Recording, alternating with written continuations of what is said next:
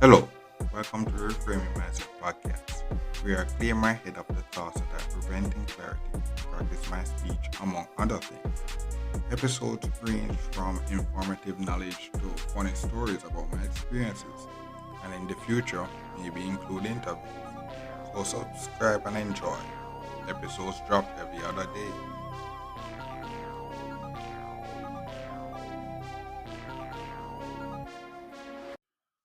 Okay, so welcome back to Reframe Master Podcast. My name is Constant Brooks. I know this episode is going to talk about. I guess the title is going to be, learn the risk, and then attempt.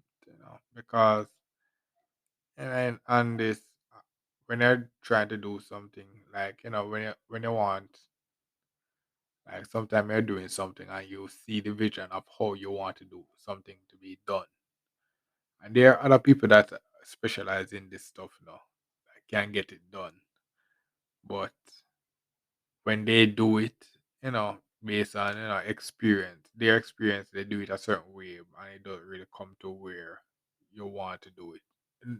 It doesn't really come to how you want it to be done. But while it's done and all, you want it to be done the way that you kind of see it, just to see if it actually would be the way you vision it and such like that.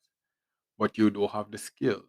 So what you will have to do is you have to actually learn the skills and then attempt to do it. Yeah, so that's basically the essence of this episode. And this topic we're going to talk about, the second cleaning of the backyard, because we have listened to the earlier episode in the earlier months, as we're in the month of September now, and that will be 4 months until 2023. I would remember from January until now, I've been trying to dealing with this house. It's the first year whole unofficial home ownership, first year. What I'm doing now is the second cleaning of the backyard. And this time now, I'm actually cutting it. I'm using the machete that I said I got from a few episodes back to really cut the weed off the fences. Yeah, so the first thing I understand was I started it. I started it. I take the initiative to start it, and it was going well. It's like from the from basically did 3 days worth of cutting the yard already, and I went.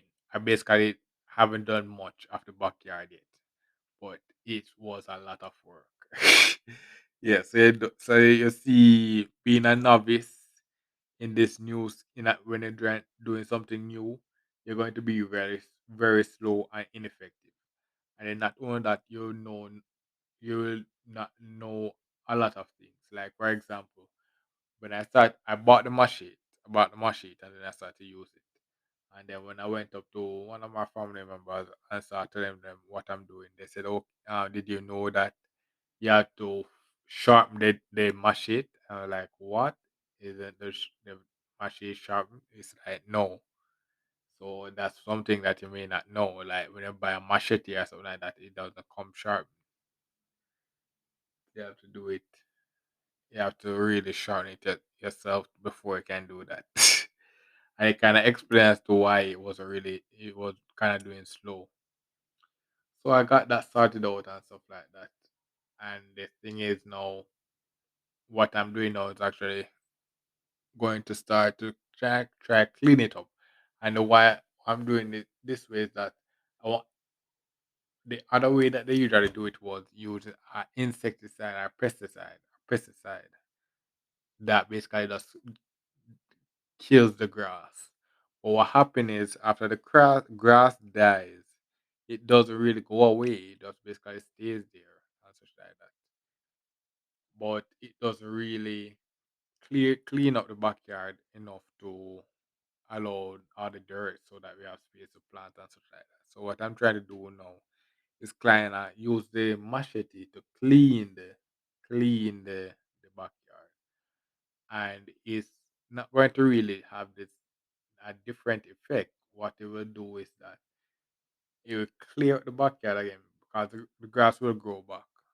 But it will clear out the backyard, but the backyard has things like garbage and all kind of other stuff, things and stones and stuff like that. That if I actually just clean it up, I can basically get rid of it once, and then I really have to do with that again.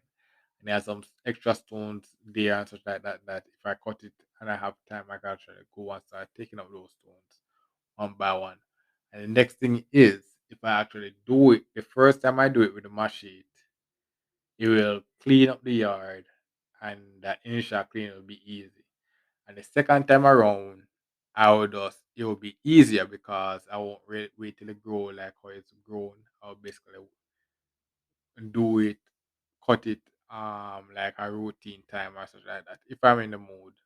And then what that will do is give me practice to use a machete while also not making clean the backyard harder than it is going to take now. So what I do is I learn the risk that I'm taking by using the machete, because the machete is a tool that it can cut you if you're using it wrong and such like that. So I learn the risk, and by learning the risk, and it doesn't really negate the risk. It just shows that okay, I'm going to accept the risk, and then I take the precautions. Then no, I'm going to start to do the task.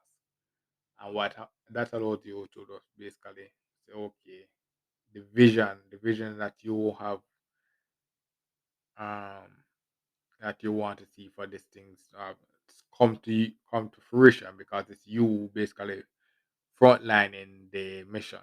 So that's basically the general gist of the episode, and this is just basically uh, an example that I'm using to basically give you the general gist that sometimes you'll be doing in order to do some things. Some things you will have to actually do it yourself, because other people will not be able to see the vision that you have for what you want it to be.